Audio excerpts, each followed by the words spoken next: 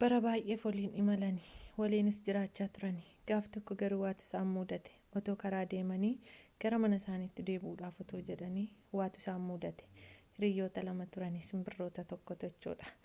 Nagaa waaqayyo isiniif haa ta'u. Ani obseedha. Akkam jirtu nagaa keessanii baga eegamtanii baga jiraattanii hordoftoota dandeessituuf hundumti keessanuu namoonni maatii taatanii jirtan.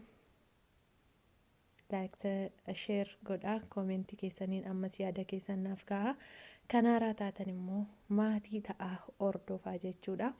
Har'a immoo wal wajjiniin kan ilaallu waa'ee hiriyoota yookaan immoo simbirroowwan lamaati. Eenyutu amma dhumaatti nu faana deemaa laata? Waadaan amma dhumaatti nu faana deemu eenyudha? Eenyutus waadaa isaa galmaan ga'a? Wal wajjiniin gara seenichaatti haa darbinu. Turtiin keessan seenaa kana wajjin haa ta'u nu hordofaa. Simbirroota lama ture baay'ee hiriyootadha. Waadaa gurguddaa waliif qabu. Guyyaa tokko garuu karaa imalanii gara mana isaaniitti otoo deebi'aa jiranuu ishiin tokko kuftee miidhamte. Garuu hiriyaadha waan ta'aniif waadaa gurguddaa waan wal biraa qabaniif guyyoota baay'ee yeroo baay'eedhaaf faana rakkatte. Gara mana isaaniitti deebi'uudhaaf illee waan baay'ee bu'aa ba'iitu isaan eegaa ture. Haa ta'uyyuu malee hiriyaadha waan ta'eef baay'ee ishii kunuunsitee dukkana keessattis aduun jenne dukkana tun jedhiin haala kam keessattiyyuu ishee wajjiniin rakkachaa turte. Waadaa ishii eegaa jirti jechuu dandeessu. Sababiin isaas hiriyaadha waan ta'eef waadaan walii galanis ulfaataa dhagaa waadaanii. Kanaaf simbirroon kun baay'ee faana rakkattee nyaata nyaachuu hin dandeessu. Simbirroonni kaanillee isaan bira darbanii yeroo deeman ishiin kuftee cabde sun gara isaanii ilaaltee baay'eetti dhaga'ama. Mana ishiitti galuudhaafis mana ishii yaaddee turte. Haa ta'u malee garuu akka yaadde ta'uufi dide wanti hundumtuu. Guyyaa tokko garuu waan ishii hin yaadne tokkotu ishii mudate. Hiriyyaan ishii sun fuula badaatti argisiisuu jalqabde. Sababiin isaas guyyoota hamma sana wajjin rakkachaa turte daqiiqaa tokkoof fuulli ishiitti dukkanaa'ee hin beeku ture. Hin kolfitii akka isheen caba ishii irraanfattu gadda ishii irraanfattu gooti ture. Hammuma guyyaan dabalaa deemu hammuma cabni ishii sun fayyuu turu hiriyyaan waggaa baay'ee waliin turanii waliin rakkina baay'ee dabarsan sun fuula itti jijjiirrachuu jalqabde. Kolfa ishiis irraa hir'isuu jalqabde. Kanarraan kan ka'e simbirroon isheen cabde kun maaliifidha waadaan keenya amma lubbuutti jettee gaaffitti uumaa dhufe. Hamma isheedhaa danda'ametti gwaddanyaan ishii yookaan hiriyyaan ishii sun akka isheen uffite waan galeefiif amma danda'ametti of jajjabeessuu yaalte. Garuu hin taane baay'ee dhiphatte. Ishiin sunis irraa faffagaachuu jalqabde. Yeroo kaan guyyaatti si'a 3 deemtee waan nyaatamu barbaaddee fiddee afaan keessi ture. Amma garuu guyyaatti si'a 1 itti galchiteetti. 2 ture tokkotti galchite. Inni dura guyyaatti 3 nyaachistu 2 1 ta'e. Simbirroon isheen cabde kunis baay'ee gadditee waan gootu dhabde. Garuu wanti isheen abdattu tokko jira ture. Erga ishiitii yoo jechuu jalqabde. Booda gaaffii waan itti ta'eefi waamtee teessistee gaafachuudhaaf murteessite. Amma hiriyyaan ishii sun nyaata barbaadee nufa jettee baatee ofii ishiitii bakka barbaadde oltee harka duwwaatti dhufte. Simbirroon isheen kuftee cabde sunis baay'ee beeloftee waan eegaa jirtuuf fiddee dhufti seetee baay'ee hawwiidhaan eeggatte. Akka isheen eeggatte ta'uu dide. Nyaanni illee haa hafu fuullayyuu itti guuruu jalqabde. Isaan booda simbirroo isheen kunis akka ishiin uffite bartee keessa ishiitti homaa miti jette. Kanarraan kan ka'e ganama barii kaatee deemuudhaaf murteeffatte. Sababiin isaas yeroo baay'ee waan ishee gargaarteef gara manaatti galuu murteessite. Akkana jechuunis itti himte. Hiriyyaa koo waggaa baay'ee si danda'eera. Amma garuu nan dadhabe waan ta'eef gara manaatti deemuun qaba. Mana dhaqee waan sirratu sirreessee jireenya koo jiraachuun qaba. Ati garuu hin fayyita jedhee si eege dadhabee jettiin.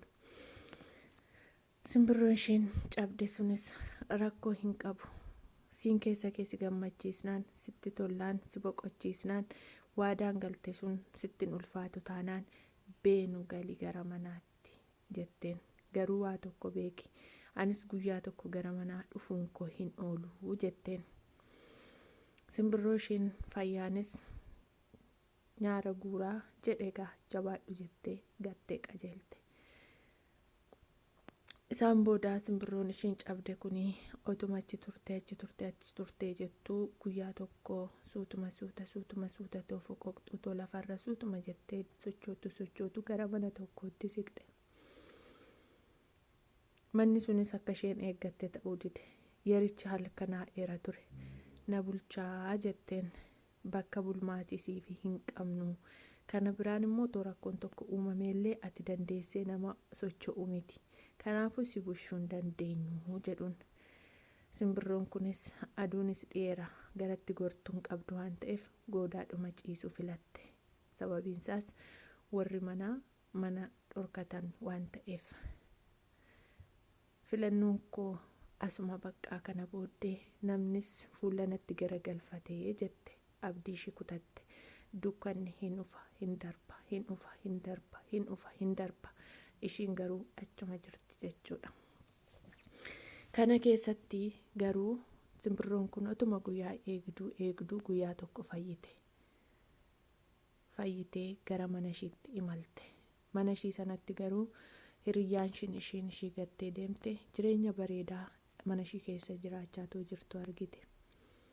Gaafa ishee argitu rifatte. Fayyitees dhuftii hin seene ture. Akka waan duute achitti haftutti ture kan ishiin ilaalte. Isaan booda simbirroon ishiin cabdee fayyitee galte akka wanti tokko hin uumamnetti iyyuu ilaalte. Sababiin isaas waan ishiidhaaf galeetu jira waan ta'eedhaaf. Callisuun ishii akka wanti tokko hin uumamnetti yaaduun ishii isa ishiin bosona sodaachisaa keessatti daandii badaarratti ishii gattee deemte sunii ishiitti dhaga'amuu dhiisuunsaa hiriyyaa ishii baay'ee rifachiiseera ture. Simbirroon isheen cabdee fayyite kun yeroo hundumaa gammadduudha. Yeroo hundumaa itti toleetu jiraata manicha keessatti. Garuu kana keessatti kana ta'uunsaa namiite kana nagoote jettee itti dubbachuu dhiisuun kan ishii sodaachise hiriyyaan ishii bosona keessatti gattee gara manaa dhaqxe sun akkana jechuun gaafatte guyyaa tokko.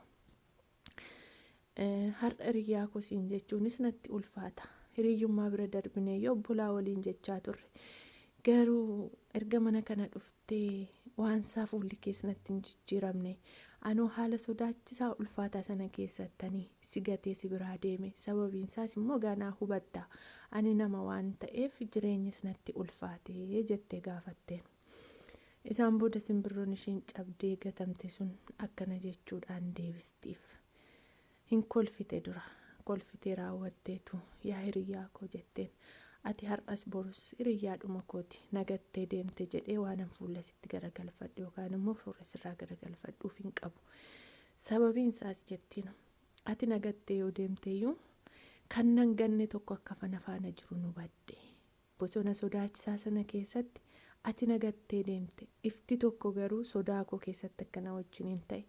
Yeroo hundumaa haala kam keessatti iyyuu kan nama biraa hin gorre kan nama biraa hin hafne waa tokkotu naa galee lubbuudhaan jiraadhee cabni koos fayyee addana ga'uu kootti waatu naa gale. Kanaaf iyyuu isa caba koo fayyise isa bineensaan nyaatamuu koo yeroo ati nagattee deemtu sana gaddee akkanan hin miidhamne isa jajjabina naaf ta'e hiriyyaa caalaa fira caalaa isa na wajjiniin ta'e tokkotu jira jetteen.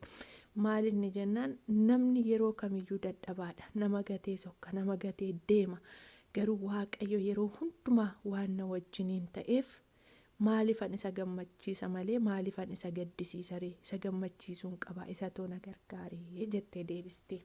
Kanaafuu manatti hin qabamne kaa'inna maafan sitti qabamaa yoon sitti qabame isa sa'aatii sanatti na gargaare gaddisiisu ta'a jettee deebistiif.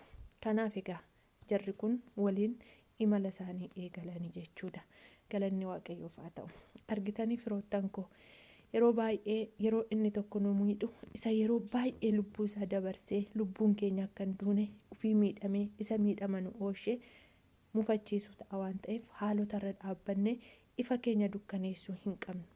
Fuulduratti socho'uu qabna. kallattii kamiiniyyuu akka nuti hin milkoofne kan godhu wanti baay'een jiraachuu danda'a. Lafa kanarratti gufuun baay'ee jiraachuu danda'a. Wanti baay'ee nu gatee deemuu danda'a. Kan nu gatee hin deemne garuu Waaqayyo nu wajjiniin jira. Haala kam keessattuu ulfaadhaa, turtii gaarii, sagantaa biraan wal arginaa. Sinan jaalladha.